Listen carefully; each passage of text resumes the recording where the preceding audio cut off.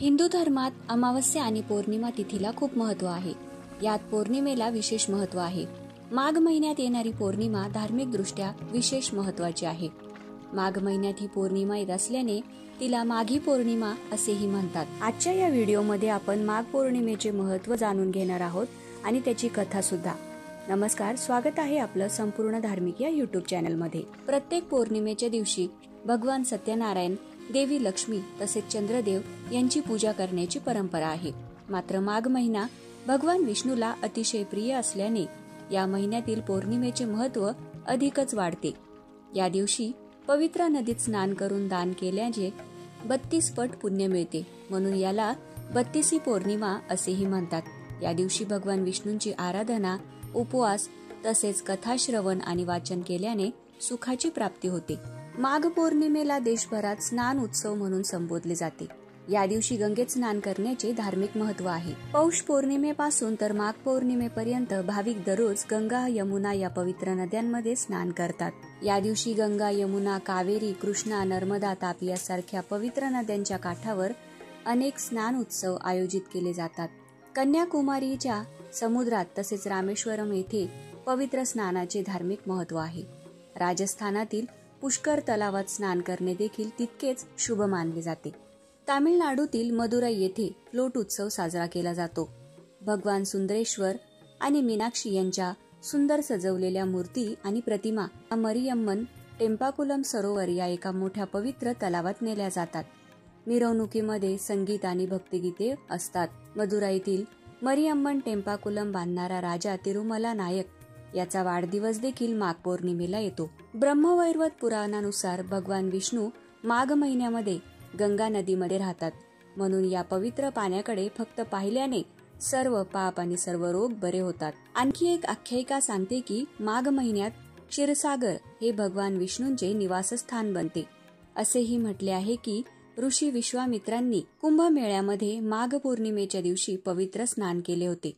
माघ पौर्णिमा हा एक शुभ दिवस मानला जातो, म्हणूनच स्नान केल्याने सूर्य आणि चंद्र यांच्याशी संबंधित सर्व समस्या दूर होतात. मत्स्य पुराणानुसार या दिवशी दान करणे हे खूप शुभ मानले गेले आहे. माघ पौर्णिमेच्या दिवशी ब्रह्ममुहूर्तावर उठून सूर्योदयापूर्वी गंगेत स्नान करावे. गंगेत स्नान करणे शक्य नसेल तर अंघोळीच्या पाण्यात गंगाजल मिसळून स्नान करावे किंवा आपल्या जवळपासच्या नदी तीरावर स्नान करावे. स्नान केल्यानंतर सूर्यदेवाला अर्घ्य द्यावे. यानंतर लक्ष्मी नारायणाची पूजा करावी. हळदी, कुंकू, फुले, फळे, पंचगव्य, सुपारी, दुर्वा इत्यादी वस्तू अर्पण कराव्या. शेवटी आरती आणि प्रार्थना करावी. दिवसभरात शक्य तितके दान करावे. संध्याकाळी चंद्राला अर्घ्य अर्पण करावे. या दिवशी स्नान केल्यानंतर भगवान विष्णूंची पूजा झाल्यानंतर पितरांचे श्राद्ध करून गरिबांना भोजन, वस्त्र, तीळ, कांबळे, गूळ, तूप, जोडे, फळ आणि अन्नाचे दान करावे. तसेच या दिवशी सोने, चांदी यांचे दान करणे देखील योग्य ठरते. या दिवशी गोदानाचे विशेष फल आहे. जो या दिवशी संयमपूर्वक आचरण करून व्रत करतो त्याला सर्व फलांची प्राप्ती होते. या दिवशी अधिक जोराने बोलणे टाळावे, क्रोध करणे टाळावे, गृहक्लेशापासून दूर राहावे, गरीब आणि गरजू लोकांची मदत करावी. भगवान विष्णू आणि देवी लक्ष्मीची पूजा केल्याने आशीर्वाद मिळतात. धन, वैभव, सुख, सौभाग्य यांची प्राप्ती होते. भगवान विष्णू तसेच देवी लक्ष्मीच्या मंत्रांचा या दिवशी जप करावा. त्यांना खिरीचा नैवेद्य दाखवावा. आर्थिक विवंचनेने त्रस्त असल्यास त्यातून सुटका हवी असेल तर या दिवशी देवी लक्ष्मीला 11 शंख अर्पण करावे. पौराणिक कथेनुसार कांतिका नगरात धनेश्वर नावाचा ब्राह्मण राहत होता. मिळालेल्या दानावर तो आपले जीवन व्यतीत करायचा.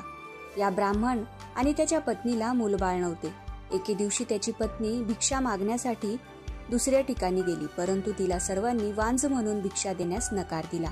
त्यानंतर कोणीतरी त्या ब्राह्मणाच्या पत्नीला 16 दिवस कालिका देवीची पूजा करण्यास सांगितले. त्यानंतर या ब्राह्मण जोडप्याने सांगितल्याप्रमाणे पूजाविधी केला. त्यांच्या पूजेने प्रसन्न होऊन 16व्या दिवशी देवी कालिका प्रकट झाली आणि देवीने त्या ब्राह्मणाच्या पत्नीला गर्भवती होण्याचा आशीर्वाद दिला आणि तिला तिच्या क्षमतेनुसार प्रत्येक पौर्णिमेच्या दिवशी दिवा लावायला सांगितले. 32 पौर्णिमा हे दिवे लावायला सांगितले. त्यानुसार ब्राह्मणाने झाडावरून आंब्याचे फळ तोडून आपल्या पत्नीला पूजेसाठी दिले. त्याच्या पत्नीने पूजा केली परिणामी ती गर्भवती झाली. त्यानंतर देवी कालिकेने सांगितल्याप्रमाणे प्रत्येक पौर्णिमेच्या दिवशी ती ब्राह्मण पत्नी दिवा लावत असे. देवी कालिकेच्या कृपेने त्या ब्राह्मण दाम्पत्याला पुत्ररत्न प्राप्त झाले. त्याचे नाव देवदास ठेवण्यात आले. देवदास मोठा झाल्यावर काशीला त्याच्या मामाकडे शिकायला गेला. कालांतराने त्याची फसवणूक होऊन त्याचा विवाह लावून देण्यात आला. देवदास हा अल्पवयीन असताना त्याचे फसवून लग्न केले गेले. काही काळानंतर काळ त्याचा जीव घेण्यासाठी आला, पण ब्राह्मण जोडप्याने पौर्णिमेच्या दिवशी उपवास केले होते आणि या व्रताच्या प्रभावाने त्याचे काहीही नुकसान झाले नाही. या कथेनुसार पौर्णिमेच्या दिवशी मनोभावाने व्रत केल्यास मनुष्याला सर्व संकटांपासून मुक्ती मिळते, त्याच्या सर्व मनोकामना पूर्ण होतात. देवी लक्ष्मी, भगवान विष्णू यांची त्याच्यावर कृपा राहते. अशा प्रकारे माघ महिन्याची पौर्णिमा ही खूप महत्त्वाची आहे. मित्रांनो, व्हिडिओ आवडला असेल तर व्हिडिओला लाईक करा, शेअर करा आणि संपूर्ण धार्मिक या यूट्यूब चॅनलला सबस्क्राईब करा. धन्यवाद.